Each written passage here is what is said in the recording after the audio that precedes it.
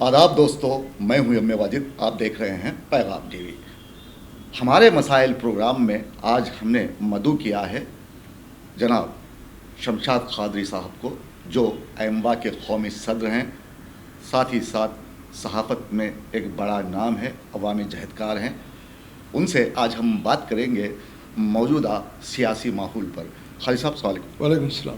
खालिद साहब कैसे हैं आप? अल्हम्दुलिल्लाह। खालिद साहब, आपने देखा है कि रियासत तेलंगाना का जो नक्शा था वो अक्सर बदल गया। केसीआर को शिकस्त हुई और कांग्रेस पार्टी ने फतेह हासिल करते हुए एक रिकॉर्ड बनाया है। तो ऐसे हालात में अब जबकि कांग्रेस गवर्नमेंट बनाने जा रही है, तो कयास आराइयाँ जारी हैं कि हो सकता है इसमें कुछ रद्दोबदल हो, ख़रीदारी, एमएलएस की ख़रीदारी हो सकती है। ख़रीदो फरोख्त का सिलसिला तो सियासत में चलता रहता है।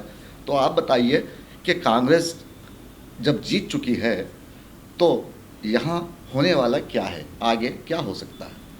बहुत बहुत शुक्रिया वाजिद साहब। सबसे पहले तो मैं कुछ कहने से पहले कांग्रेस पार्टी को, राहुल गांधी, सोनिया गांधी, प्रियंका गांधी और ख़ुसूसी तौर पर नौजवान क़ायद जनाब रेवंत रेड्डी साहब को दिली मुबारकबाद पेश करना चाहूँगा कि उनकी अनथिक मेहनत और कोशिशों की वजह से आज कांग्रेस पार्टी इख्तिदार संभालने जा रही है। फिर एक मरतबा इख्तिदार में आ रही है। फिर एक मरतबा इख्तिदार में आ रही है। वो फिर एक मरतबा का मतलब ये है कि तेलंगाना बनने के बाद पहली मरतबा इख्तिदार पे आ रही है, 10 साल के बाद। 10 साल के बाद। तो मैं तमाम कांग्रेस कायदीन को, ख़ुसूसी तौर पर रेवंत रेड्डी जो नौजवान कायद हैं, उन्होंने जो बड़ी जो है तगो दूध और जद्दोजहद के बाद से जो है आज उन्होंने इख्तिदार हासिल किया है।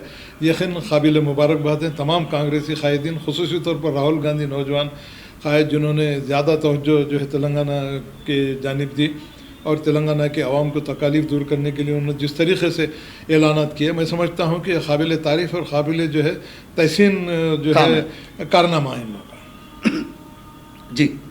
तो इसके साथ साथ मैं ये बात कहना चाहूँगा कि अब ख़रीदो फ़रोख्त तो ये तो चलने वाली है, मगर अब मैं फिर एक बात इससे पहले जैसे आपके इंटरव्यू में बात कह चुका हूँ कि अब जो है जितने भी कायदीन सेलेक्ट हुए हैं, इलेक्ट हुए हैं, या जिनको जो है भारी अक्सरियत से उन्होंने कुर्सी मिली है, कुर्सी मिली है, तो अब उनको अपनी ज़मीर की आवाज़ पे जो है काम करने की इस वक्त ज़रूरत है। ख़रीदो फ़रोख्त में अपने आप को बेच देना मैं समझता हूँ कोई बड़ी बात नहीं है। करोड़, 2 करोड़, 5 करोड़, 100 करोड़ में ईमान फरोश लोग होते हैं। ईमान फरोश लोग अगर हैं तो बेचेंगे, मगर उन लोगों को ये सोच लेना चाहिए कि जिस मेहनत और जिस जाँफिशानी से तमाम कांग्रेसियों ने काम किया। और एक बात बड़ी अच्छी लगी वाजिद साहब इस मरतबा, तमाम कांग्रेसी कायदीन एकजुट होते हुए, इत्तेहाद का मुजाहरा करते हुए इस इलेक्शन में कामयाबी हासिल की है, जो सबसे अहम बात है। तो एक मखौला है ना खालिद साहब, मिल के रहेंगे तो जीत होगी। जीत होगी, बिल्कुल। तो इस मरतबा शायद कांग्रेसी कायदीन को ये बात हो गई कि जो है इंतशार पैदा करने के बजाय इत्तेहाद से काम लेते हुए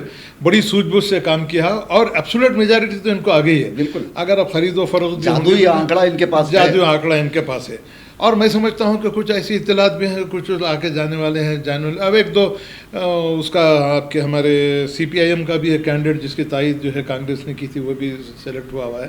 खैर ये बात तो आगे की बात है, मगर फिर भी अब मैं ये बात समझने वाला हूँ कि कांग्रेस की गवर्नमेंट बहुत मजबूत है इस वक्त, अब जो बनने जा रही है इंशाअल्लाह ताला, और एब्सोल्यूट मेजॉरिटी भी है इनके पास जी।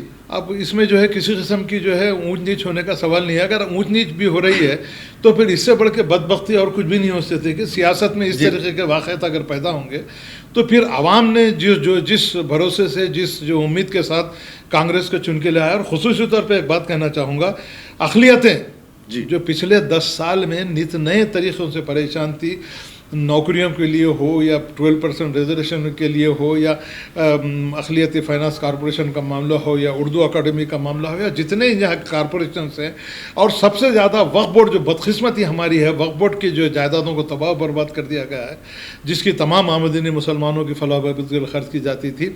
बहरकफ मुसलमान ही नहीं, बल्कि जितने जो है SC ST BC तमाम लोग पिछले 10 साल में इतना ही परेशानी में मुब्तला थे। दलित बंधु स्कीम तो थी ना खदीर साहब? नहीं, दलित बंधु स्कीम थी, मगर उसका भी शायद आप हाल सुनेंगे तो वो भी सही तरीके से किसी के पास नहीं पहुंची। वो अब देखिए, सब लूट मची थी, सब लूट मची थी। अब जब नई गवर्नमेंट बनेगी, जब तमाम चीज़ों के ऊपर जायजा लिया जाएगा, तो इस बात का आपको अंदाज़ा लगेगा। वाजिद साहब, मैं बात को, ये बात मैं बबांगे दहल कहना चाहूँगा, चाहे डबल बेडरूम का मामला हो, चाहे दलित बंधु स्कीम का मामला हो, या तमाम जितने स्कीमात गवर्नमेंट ने जो अनाउंस किए हैं, तमाम स्कीमात में धंधालियाँ हुई हैं। 1 लाख करोड़ का जो प्रोजेक्ट जो टूट गया है, उसमें कैसा टूटता जनाब अली, इतने बड़े बड़े वादे, बड़े बड़े शिगाफ आ गया है। किस तरीके से शिगाफ आता साहब? तो खादी साहब, आपने बात की अक़लियतों की। जब अक़लियतों की बात करते हैं हम जब भी अक़लियतों की बात करते हैं तो हमारा ध्यान वक्फ बोर्ड की तरफ जाता है। बिल्कुल।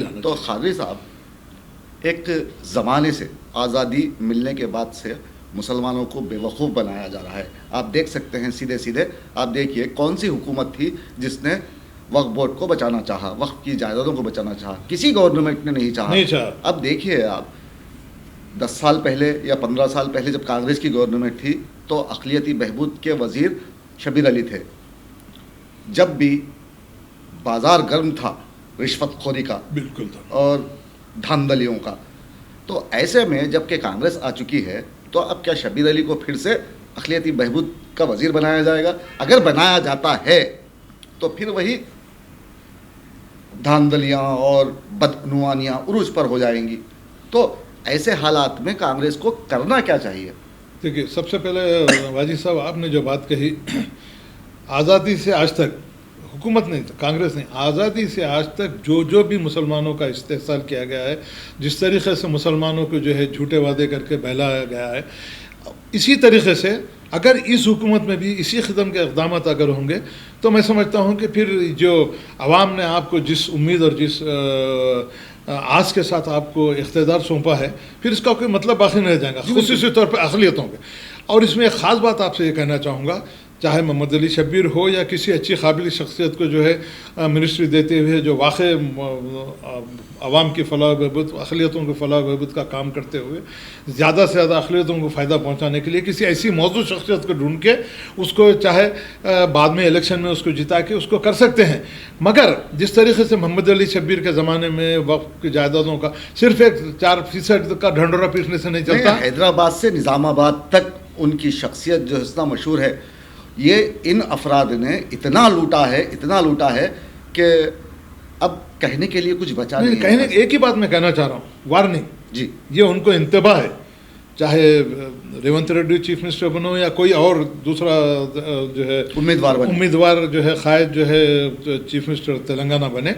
अब उनको ये सोच लेना चाहिए कि जिस तरीके से कर्नाटका में अक़लियतों ने, मुसलमानों ने जिस तरीके से वहाँ पर कांग्रेस के कदम जमाते हुए कांग्रेस को मकबूलियत की इंतहा तक पहुँचाया है, ये बात रेवंत रेड्डी हो या राहुल गांधी हो या सोनिया गांधी हो या फिर या प्रियंका गांधी हो या जहाँ के जितने लीडर हों, अब ये बात नविस्ते दीवार पढ़ लेना उनको बेहद ज़रूरी है कि अगर इस मरतबा फिर जिस तरीके से पिछले 10 साल में KCR की हुकूमत में अक़लियतों ने नित नए मुसीबतों से अपनी ज़िंदगी गुजारी है, अगर इस मरतबा भी कांग्रेस अक़लियतों की जानिब, पिछड़े तबक़ात की जानिब, उनकी फलाह बहबूद के लिए अगर इक़दाम नहीं करेगी तो फिर आने वाला वक्त इनको कभी माफ़ नहीं करेगा। फिर कांग्रेस के कदम यकीनन यहाँ से उखड़ने वाले नहीं। खालिद साहब, मैं पूछना ये चाह रहा था आपसे, जब बात चली है अक़लियती बहबूद के लिए, अक़लियती बहबूद में जितने भी इदारे काम करते हैं, हज हाउस में जितने भी इदारे काम करते हैं,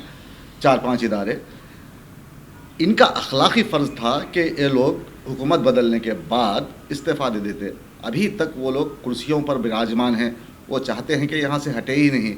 तो मैंने कल एक न्यूज़ में मैंने कहा था कि वज़ीर आला KCR की हार की वजह क्या है? इसकी अहम वजह है मुसलमानों को अक्सर KCR ने मुस्तरद कर दिया था, नज़रअंदाज कर दिया था, और फार्म हाउस में बैठे रंग रैलियाँ मना रहे थे और यहाँ मुसलमानों का जनाजा निकल रहा था, उनकी खुशियों का जनाजा, उनकी मुस्कुराहटों का जनाजा निकल रहा था, एक तरह से उनकी उम्मीदों का जनाजा निकल रहा था। एक तरह से मुसलमान बेयार और मददगार हो गए थे। अब देखिए आप, जो इदारे यहाँ काम कर रहे हैं, वक्फ बोर्ड हो, अक़लियती मालियती कॉरपोरेशन हो, या उर्दू अकादमी हो, या फिर वक्फ बोर्ड हो, या हज कमेटी हो, ये सारे लोग बदउनवान हैं। अगर आप इसमें कुछ गुंजाइश निकालते हैं तो आप मुझे बताइए, है कोई गुंजाइश? देखिए, इसमें सब बदउनवान है। आपका जो सवाल है, सबसे अहम बात मैं आपसे ये बात कहना चाहूँगा, आपने बड़ी तफसील से मैं चाहता ये हूँ खालिद साहब, इस इदारे को बेहतरीन बनाया जाए। जब अगर ये इदारा बेहतरीन हो गया तो मुसलमान कोई भी हैदराबाद में या फिर तेलंगाना में गरीब नहीं रहेगा। बिल्कुल, इसके लिए आपने जो बात कही, सबसे पहली चीज़ तो मैं बात करूँगा, यहाँ अखलाक़ी तौर पर ये फ़र्ज़ था कि जब आपके सरबराह चीफ मिनिस्टर साबिक़ chief minister mister Chandrashekar Rao ने अपना इस्तीफ़ा पेश कर दिया जी, जब आपका सरबराह ही जो इलेक्शन हारने के बाद, एक जगह तो हारा, एक जगह जीता, वो अलग छोड़ दीजिए, हार जीत की बात नहीं है, हुकूमत तो हाथ में नहीं, हुकूमत आपके हाथ में नहीं रही। जब उन्होंने अपना इस्तीफ़ा गवर्नर के पास रवाना किया, वहाँ पर भी जो है अपनी मुनाफली, अरे भाई आप एक चीफ मिनिस्टर थे, गवर्नर का एक बड़ा ओहदा रहता था, आप जाके गवर्नर के पास अपना इस्तीफ़ा नहीं पेश करें। मगर अब जब चीफ मिनिस्टर साबिक़ चीफ मिनिस्टर चंद्रशेखर राव ने अपना इस्तीफ़ा पेश कर दिया है, अब उनका हुकूमत से कोई ताल्लुक़ नहीं है, किसी का कारगुज़ार सीएम है अभी। खैर, अब तो कारगुजार सीएम रहने का नहीं भाई, जब आप रिजाइन कर दिए हैं तो इसका मतलब है कि कारगुजार का मतलब है सिर्फ टेम्पररी तौर पर रहना है। बिल्कुल। अब अखलाक़ी फ़र्ज़ यह था कि तमाम जितने भी कारपोरेशन के सुदूर मुतमदीन थे और माइनॉरिटी डिपार्टमेंट के जितने भी सुदूर मुतमदीन हैं, जिसको चंद्रशेखर राव ने की हुकूमत में उनको नामजद किया था, अब ये उनका अखलाक़ी फ़र्ज़ था कि फौरी तौर पर जब चंद्रशेखर राव ने इस्तीफ़ा दिया तो ये लोग फौरी तौर पर अपना इस्तीफ़ा पेश करते हुए वहाँ अपनी सीट को खाली करना बेहद ज़रूरी था उनको जी। मगर एक बात ये समझ ये नहीं आती वाजी साहब कि आखिर कब तक कुर्सी पे चिपक के बैठे, इतनी शर्मनाक शिकस्त होने के बावजूद भी आप उस कुर्सी पर चिपक के बैठे हैं, तो आपका ज़मीर कैसा गवारा कर रहा है इन तमाम, चाहे वो मसीउल्लाह खान हो, बदउनवान लोगों के पास ज़मीर कहाँ से होगा? ज़मीर नहीं, फिर भी ज़मीर आपके, हमारा ज़मीर जिंदा है ना, क्योंकि आप भी सहाफ़ी हैं, मेरा भी थोड़ा बहुत सहाफ़त से ताल्लुक़ है, और पैगाम टीवी तो हमेशा आवाम के फलाह बहबूद के लिए, उनकी खिदमत के लिए हमेशा हाजिर रहता है। ये मतलब ये है कि थोड़ी बहुत तो जो है उसमें अखलाक़ी, उसमें जिम्मेदारी, शर्म होनी चाहिए कि अखलाक़ी जिम्मेदारी को कबूल करते हुए जब आपके सरबराह ने आपका हुकूमत से इस्तीफ़ा पेश कर दिया है तो ये फौरी तौर पर वहाँ से हट के जो अपने इस्तीफ़े पेश करके अपनी अपनी जगह पे वो जा सकते थे। मगर उसके बावजूद भी मुझे ये बात समझ में नहीं आती कि आखिर इनका ज़मीर कहाँ गया, आखिर इनका ज़मीर क्यों मर गया। और ख़ास बात KCR की हारने की सबसे बड़ी वजह यह है कि नाअहल और बिल्कुल ना करदा जो है अहदेदारों को लाके ऐसे पोस्टों बेकार लोगों को लाके बिठाने का मकसद यही था। मिस्टर KCR का भी मकसद यही था कि सिर्फ बेवकूफ़ चापलूसी, ऐसे चापलूस लोगों को जो दिया जाए और इनके ज़रिए से जो मुसलमानों का इस्तेसाल किया जाए। बिल्कुल। और इसी इस्तेसाल की वजह से इसकी मिसाल मैं पेश करता हूँ खालिद साहब। अब देखिए, इस ताज़ा मिसाल ये है, महमूद अली को वज़ीर दाखिला बनाया गया। क्यों बनाया गया? दोस्ती निभाई गई। आप देखिए, एक आदमी जो अक्ल फ़हम से आरी हो, ऐसे शख्स को जो कुछ फ़ैसले नहीं ले सकता, अहम फ़ैसले नहीं कर सकता, उसे वज़ीर दाखिला बना दिया गया। तो ये सबसे बड़ी गलती वज़ीर KCR की थी कि इसी वजह से कुर्सी बचा नहीं पाए वो। अब देखिए, और फिर मुसलमानों को मुस्तरद कर देना उनकी गलती थी। और यहाँ वक्फ बोर्ड में हो या फाइनेंस कॉरपोरेशन में हो, मुसलमानों को जहाँ से फ़ायदा होता है वहाँ पर दल्लालों को बिठाया गया था। बिल्कुल। इसलिए KCR की को हजीमत उठानी पड़ी इलेक्शन में। यकीन देखिए साहब, मैं आपको एक बात कहना चाहूँगा, एक हुक्मरान जब होता है, ये राजा महाराजों की तो बात नहीं थी, यहाँ तो जमहूरियत, अवामी हुकूमत है, अवामी हुकूमत थी, जमहूरियत थी। मगर KCR ने अपने आप को बादशाहों का बादशाह समझ के, राजाओं का राजा समझ के, जो उन्होंने फार्म हाउस पर जो है अपना शनाख्त बनाई कि मैं सिर्फ फार्म हाउस पर रहूँगा, यहाँ से बैठ के मिलेगा। और सबसे होता नहीं है ना, नहीं होता नहीं है ना। जब आवाम आपको मुंतखब करके आवाम इस उम्मीद के साथ के जो है आवाम की फलाह बहबूद होगी, आप फार्म हाउस में जाके बैठ के जो है लोगों को वक्त देंगे, कहाँ देते साहब जब तक आज एमएलए भी नहीं मिल पा रहे थे उनसे। आप एमएलए आज के 2-3 दिन के पहले अखबारात में ये न्यूज़ ये आई थी कि एमएलए 4-4 महीने तक चीफ मिनिस्टर से मुलाकात करने के लिए रहते थे। तो ये किस किस्म की जहनियत थी मिस्टर केसीआर की, किस किस्म का गुरूर था, किस किस्म का जो है इनको जो है, कहते हैं ना खासा गुरूर का सर हमेशा नीचे। नहीं बिल्कुल, देखिए आप बड़े बड़ों का होगा, हारून जैसे का सर नीचा होगा जिसके पास हजारों ऊँट कुंजियाँ लगी हुई थी, जिसका खजाना था, उसके बावजूद उसका सर नीचा हुआ। सिकंदर की मिसाल जो 34 बरस की उम्र में इंतकाल कर गया और 30 साल की उम्र में एक इतनी बड़ी रियासत बना ली थी कि वो सल्तनत सबसे बड़ी सल्तनत कहलाई। खाली हाथ आया था, खाली हाथ चला गया। तो 33 से 34 बरस की उम्र में खत्म हो गया। खत्म हो तो गया। खादी साहब ये तो कुर्सियाँ आनी जानी हैं, इख्तियार आता है तो जाता भी है, अवाम जिसे चाहे उसे तख्त पर बिठाती है, जिसे चाहे उसे उतार भी देती है। तो मैं बात को मुख्तसर करते हैं, आपसे पूछना चाहूँगा खालिद साहब, आप ये बताइए कि खालिद सवाल है आपसे ये मेरा, मुसलमानों की तरक्की कैसे हो?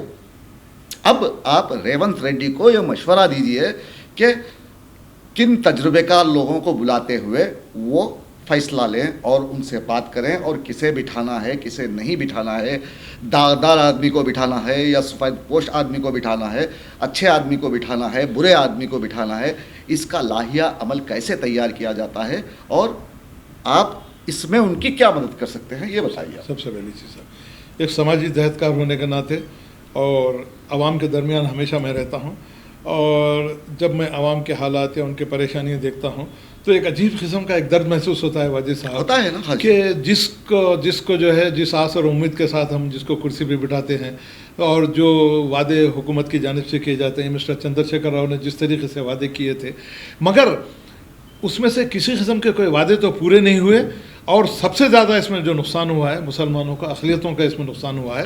अब इसी वजह से केसीआर को हजीमत उठाना पड़ी, और हजीमत इस बात से उठाना पड़ी कि उन्होंने जो धोखा दिया, जो लोगों के दिलों को तकलीफ़ दी, जो मगरूर होते हुए जो है किसी किस्म को जवाब नहीं देना। और सबसे अहम बात मैं कहना चाहूँगा, जिस नौजवान ने उसके 12% का जो उनसे वादा किया था, बैठ तेरे बाप को जवाब दूंगा, तो एक इतने बड़े ओहदे पर रहने वाला चीफ मिनिस्टर ऑफ तेलंगाना, जो एक बड़ा ओहदा रखता है, जिसके हाथ में तमाम इख्तियार है, क्या एक ऐसा चीफ मिनिस्टर इतनी गिरी हुई और इतनी हल्की हरकत कर सकता था? सवाल पूछने वाले से बदतमीजी की गई, और जिसने, और सबसे बड़ी बात ये कहना चाहूँगा मिस्टर चंद्रशेखर राव, आप ये बात खुल के सुन लीजिए कि आपने जिस फ़ख्र और गुरूर के साथ जो है अपनी हुकूमत को चलाने का वादा किया था, एक ज़रूरतमंद शख्स जो आपने वादा किया था कि 12% रिजर्वेशन 4 महीने में आपको दे के दे दूँगा तमिलनाडु बेसिस पे, उसी बेस पे सवाल का जो सवाल उस नौजवान ने किया, शमशाद कादिर भी कर सकता था, वाजिद साहब भी कर सकते थे, और आपका यह अखलाकी फ़र्ज था कि उसको सही तरह से जवाब देते हुए उसको जो है मुतमईन किया जाना था।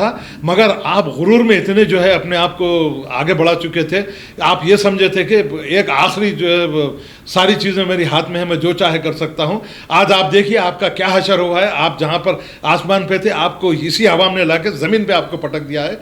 आइंदा से इस बात का आपको ख्याल रखना। तो खालिद साहब, ये गुजरा हुआ बाब है, हाँ। केसीआर एक गुजरा हुआ बाब है, अब उसकी बात हम छोड़ देंगे। आप बताइए कि मुसलमानों की तरक्की किस चीज़ में मुज़मिर है, वो किस तरह जो है सुना आप जो भी अब सीएम आएगा, जो भी नया वज़ीर, बड़ा वज़ीर आएगा, आप उसको आप क्या मशवरा देना चाहेंगे कि मुसलमानों के लिए कैसे लीडर और कैसे हमदर्द शख्स को, और ये दफातर जो हैं अक़लियती कमीशन के दफातर और वक्फ बोर्ड, हज कमेटी का चेयरमैन, इन जगहों पर कैसे अशखास को उतारा जाए? देखिए सबसे बड़ा आप मुझे मत दीजिए जवाब, लोग देख रहे हैं, आप सुनिए, आप इसमें सबसे आप नए आने वाले वजीर को बताइए। यही मैं आपसे ये कहना चाह रहा था, अभी थोड़ी देर पहले बातों में बात की थी, मगर अब एक बात ये कहना चाहूँगा, मसीहुल्लाह क्या अहमियत है कि बिल्डर एक जो है लैंड ग्राबर को लाके आप जो है वक्फ बोर्ड पे, जहाँ दूध की हिफाजत बिल्ली करने दे दी, इम्तियाज़ी साहब कल तक जो है रोडों पे फिरने वाला महबूबनगर का, उसको जो है लाके आपने जो है माइनॉरिटी फाइनेंस कॉर्पोरेशन का जो चेयरमैन बना दिया। मिस्टर मुजीब जो उर्दू से नाबलद, और शफीउल्लाह को जो ज़माने से जो है टिमरिस में बिठा दिया गया, जबकि जंगलात का एक अच्छा ऑफिसर है, और इसके अलावा टिमरिस का भी बड़े बड़े दावे किए गए, सब होते गए। अब मैं जो भी वज़ीर आला बनेगा कांग्रेस गवर्नमेंट से खुसूसी तौर पे ये बात कहना चाहूँगा, अब तक जिस तरीके से माइनॉरिटीज़, मुसलमानों का, सिखों का, ईसाइयों का जिस तरीके से इस्तेहसाल किया गया है, अब ये आने वाले चीफ मिनिस्टर की जिम्मेदारी बनेगी। वाजिद साहब, आपके सवाल का जवाब देना चाह रहा हूँ कि ऐसे काबिल शख्स को देखिए। वाजिद साहब, IAS ऑफिसर जो है, सारी हुकूमत IAS ऑफिसर रहता है। हमारे पास बेहतरीन जो है नौकरशाही को हटाते हुए जो अच्छे से अच्छा IAS ऑफिसर है, जो अच्छी खिदमत अंजाम देता है, जो रिटायर्ड जो पर्सनस हैं, IAS ऑफिसर के हाथ में अगर आप ऐसा इंतजाम देंगे, ऐसे नाबलद, ना तजुर्बेकार, जाहिल लोगों को लाके यहाँ पर चेयरमैन बनाने के बजाय अगर किसी अच्छे IAS ऑफिसर को, देखिए IAS या IPS ना भी हों तो ऐसे, अब देखो एक IPS ऑफिसर को लाके बिठाया गया, मुशीर बनाया गया, क्या हुआ बताइए आप। नहीं, मैं आप वही बात के ऊपर आ रहा हूँ। देखिए IAS ऑफिसर एक खान को जो बिठाया गया है, सिर्फ चापलूसी और चमचागिरी करते हुए मुसलमानों का नुकसान क्या भला होगा बताइए आप। कुछ किसी किस्म का कोई फायदा ही नहीं, इसलिए फायदा नहीं हुआ कि वो अपनी ज़मीर की आवाज़ पे जो है वहाँ का एडवाइज़र नहीं बना था, तिजोरियाँ भरने का काम, तिजोरियाँ भरने का था। भाई मेरी 2 लाख रुपए मेरी कुर्सी पे बैठने मुझे मशारा मिल जाएगा, मैं अपने कर लूँगा। उसके अलावा भी बदउनवानियाँ नहीं, बदउनवानियाँ धर्रे से हुई हैं।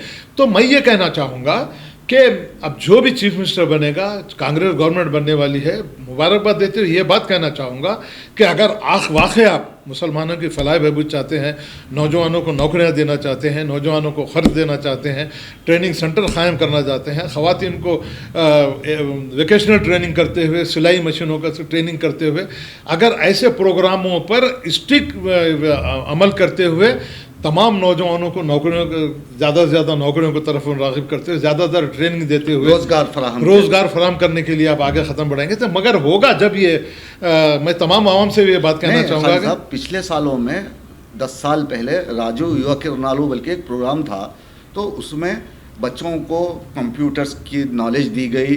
जब राजशेखर के दौर में बहुत अच्छा काम हुआ था। वही अब आप देखिए अच्छा काम हुआ था, लेकिन उस दौर में भी वक्फ बोर्ड में धांधलियाँ हुई हैं।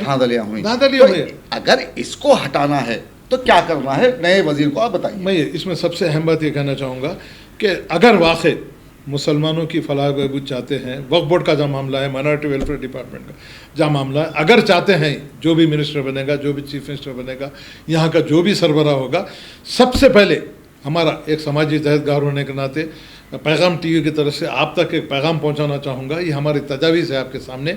अगर सबसे अहम सवाल इस वक्त जो है आपको, अगर वक्फ जायदादों की हिफाजत करते हुए वक्फ की जितनी आमदनी है उसके ऊपर एक वाइट पेपर जारी करते हुए उसकी क्या क्या आमदनी है उसको सही तरीके से अगर इस्तेमाल किया जाएगा, हुकूमत की किसी इमदाद की ज़रूरत नहीं। मैं आपको एक और ख़ास बात कहना चाहूँगा, हुकूमत की इमदाद तो हमको छोड़ दीजिए, अगर हुकूमत चाहती है, अगर हमारा जो है महकमा जो है वक्फ बोर्ड का जो महकमा है, वो महकमे को किसी अच्छे जो है समझदार, एक सूझबूझ रखने वाले एक अच्छे एडमिनिस्ट्रेटर को आग बिठाएंगे तो सही आमदनी करते हुए हम खुद हुकूमत को हमारी जानिब से, वक्फ बोर्ड की जानिब से इमदाद दे सकते हैं। देखिए जनाब, नहीं बिल्कुल सही है साहब, दे सकते हैं आप। इतनी आमदनी है, मदरसे हमारे होंगे, कॉलेजेस हमारे होंगे, दवाखाने हमारे होंगे और नौकरियां खुद हम हमारे नौजवानों को दे सकेंगे। अगर वक्फ की सही जायदाद, वक्फ की सही आमदनी अगर हमारे तक पहुंचेगी तो मैं हुकूमत से मेरा एक ही मुतालबा है, अगर वाकई हुकूमत नेक नीयत है, आने वाली हुकूमत और मुसलमानों की फलाह बहबूद चाहती है, तो वक्फ बोर्ड के महकमे में जो बदुआनियाँ ने फैली हुई हैं, जो है नाकारा लोगों को लाकर जो बिठाया गया है, जिन लोगों ने गैर कानूनी तौर पर जो है तमाम ज़मीनात पर कब्ज़ा किए हैं, तो मैं चाहूँगा कि यहाँ सरबराहों को स्टिक विजिल रखते हुए बेहतरीन अंदाज में जितनी ज़मीनात को हड़प कर लिया गया है, चाहे कितने से बड़ा आदमी क्यों ना हो, कितने से बड़ा कितना नहीं हो, चाहे MP हो, चाहे MLA हो, चाहे कोई मिनिस्टर भी हो, जितने ज़मीनात को हड़प लिया गया है उन तमाम ज़मीनात को हासिल करते हुए और जितने इंस्टीट्यूट वक्फ बोर्ड के अंडर काम कर रहे हैं उसकी कितनी आमदनी हो रही है, उसका सही इस्तेमाल कैसा होना है। काजी साहब, जगहें इतनी हैं कि अपने खुद मदरसे बना सकते हैं और टेक्निकल नहीं, मैं आपको वही मतलब वही मैं देखिए सारी चीज़ें हमारे होंगे, हॉस्पिटल हमारे होंगे, मदरसे हमारे होंगे, टेक्निकल एजुकेशन हमारा होगा। बिल्कुल। अब देखिए मदरसे हमारे होंगे और जहाँ से हज़ारों नौजवानों को जो है हम खुद वक्फ बोर्ड की जानिब से उनको बरसर रोज़गार ला सकते हैं उनको, मगर ये होगा जब मैं तमाम अरबाब मजाज से खुसूसी तौर पे जो भी यहाँ के चीफ मिनिस्टर होंगे उनसे ये बात कहना चाहूँगा कि सबसे पहले आपकी अवलन जिम्मेदारी ये होगी कि एक ऐसे काबिल और दर्दमंद का जो है शख्स का इंतखाब करते हुए यहाँ का चेयरमैन बना जाए, जो वाक़ई मुसलमानों की फलाह बहबूद करते हुए जितनी धंधालियाँ वक्फ बोर्ड में हुई हैं, जितने जो जायदादों पे कब्जे किए गए हैं, उन तमाम को हासिल करते हुए, क्योंकि हुकूमत के पास इतना फंड है, अच्छे से अच्छा बड़े से बड़े जो है लायर को जो है हायर करते हुए, एक लायर नहीं सैकड़ों लायरों को हायर करते हुए तमाम जायदादों को अगर वापस लेके तमाम एडमिनिस्ट्रेशन को अगर चलाया जाएगा तो कम से कम एक मुसलमान 4 लाख का जो है मालिक हो सकता है, उसको किसी के सामने हाथ फैलाने की जरूरत नहीं होती। मगर ये होगा जब वाजी साहब कि अगर आप नेक नियति से काम करेंगे, ना कि पिछले जो धोखेबाज अहदेदारों ने जिस तरीके से इख्तिदार पे जो लोग बैठे थे उन्होंने जिस तरीके से मुसलमानों को धोखा दिया, जिस तरीके से वक्फ की जायदादों को हड़प कर लिया।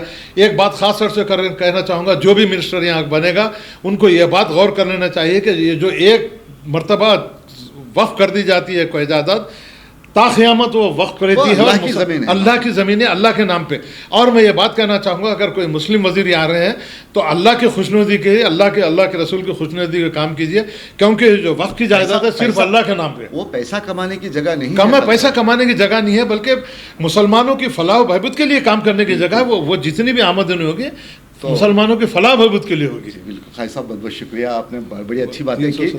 और फिर ये काजी साहब, एक आखिरी सवाल आपसे ये है जी, ये 317 क्या है? देखिए साहब, वाजिद साहब बड़ा अच्छा सवाल आपने किया। आज जितने मुलाजिमीन हैं हमारे मेडिकल, ख़ास तौर से मेडिकल एंड हेल्थ डिपार्टमेंट के, 30-30 साल से 25-25 साल से हैदराबाद में काम कर रहे हैं, करीबी जो है अजला में काम कर रहे हैं। ये 33 अजला बनने के बाद 317 जियो इशू हुआ साहब। अच्छा, मुलाजिमीन के लिए जियो 317 इशू हुआ, जो 2021 में दिसंबर 6 को या 2021 में शुरू हुआ। अब आप एक अंदाज़ा लगाइए, जो शख्स रंगारेड्डी डिस्ट्रिक्ट में उसकी उम्र 50 साल से भी ज़्यादा तजावज़ कर चुकी है और वो जो है 30 साल यहाँ सर्विस कर चुका है, उसको लिया के हैदराबाद से लिया कर जोगुला रामन्ना में उसको पोस्टिंग दे दिए, अपने बीवी बच्चों को छोड़ के, सब कुछ छोड़ के जाके उतर करा। नित नए तरीक़ों से मुसीबत उठा रहे हैं ये लोग। ये और उसके अलावा धरानी पोस्टल, ये तमाम चीज़ों को जो है चंद्रशेखर राव, अब तो धरानी पोर्टल शायद ख़त्म हो जाएगा। होना भी चाहिए, बिल्कुल। मैं जो है जो भी सरबराह यहाँ के उनसे ये बात कहना चाहूँगा, रेवंत रेड्डी ने वादा किया था कि धरानी पोर्टल वो ख़त्म कर देना है। और 317 को भी फौरी तौर पर ख़त्म करते हुए जो मुलाजिमीन नित नए तरीके से परेशान हो रहे हैं उनके पर नज़रसानी करते हुए, चाहे रेवंत रेड्डी तो अभी सदर तेलंगाना है, उनकी भी ये जिम्मेदारी बनती है कि चाहे कोई भी चीफ मिनिस्टर बने उसकी तरफ 317 पे नज़रसानी करते हुए उसको फौरी तौर पर कैंसिल करते हुए, जिनको दूर दूर मुकामात आदिलाबाद तक डाल दिया गया साहब। ये जब 10 अजला से 23 बने, अब 33 अजला में जो है हैदराबाद में काम करने वाला जाके कहीं महमनगर में काम कर रहा है। तो इन सब चीज़ों को जो है 317 को भी जो है फौरी तौर पर मुअत्तल करते हुए जो मुलाजिमीन इतने तरीके से परेशान हो रहे हैं उनके परेशानी दूर। और एक ख़ास बात कहना चाहूँगा, रेवंत रेड्डी साहब अभी सदर हैं, तो मैं कल के सीएम हो सकते हैं, कल के हो भी सकते हैं, कोई भी हो सकता है, पर आप सीएम हो या ना हुई, हम आपकी काविशों की कदर करते हैं। आपने जिस तरीके से आवाम की भलाई के लिए काम करते हुए कांग्रेस की हुकूमत को बनाने में आपका बड़ा रोल रहा है। हम ये कहना चाहते हैं कि जो 6 गारंटी स्कीम आपने जो ऐलान की है और ख़वातीन के लिए जो बस में सफ़र के लिए जो खुसूसी जो है मुराद देने का मुस्तहक़ जाइए।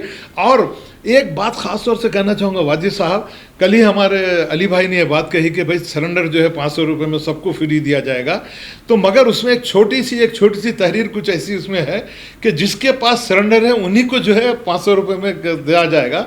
तो मैं हमारे जो भी चीफ मिनिस्टर होंगे रेवंत रेड्डी साहब से, खुसूसी तौर पर राहुल गांधी जी हैं, जितने भी लोग हैं उनसे ये बात कहना चाहूँगा कि जब आप आवाम की फलाह बहबूद के लिए आपने जो तमाम वादे किए हैं, 6 गारंटी स्कीम का जो ऐलान किया है, माइनॉरिटी डिक्लेरेशन आपने किया है, अगर वाक़ई आपको ज़िंदा रहना है, वाक़ई आपको जो है आवाम से वादे पूरे किए हैं, ना कि पिछली हुकूमत ने जो वादे करते हुए जो धोखे दिए हैं, उन धोखों से बचने के लिए उससे आपको सबक सीखना बेहद ज़रूरी है कि वो हुकूमत आवाम की नाराज़गी की वजह से तारीख़ ना दोहराएं।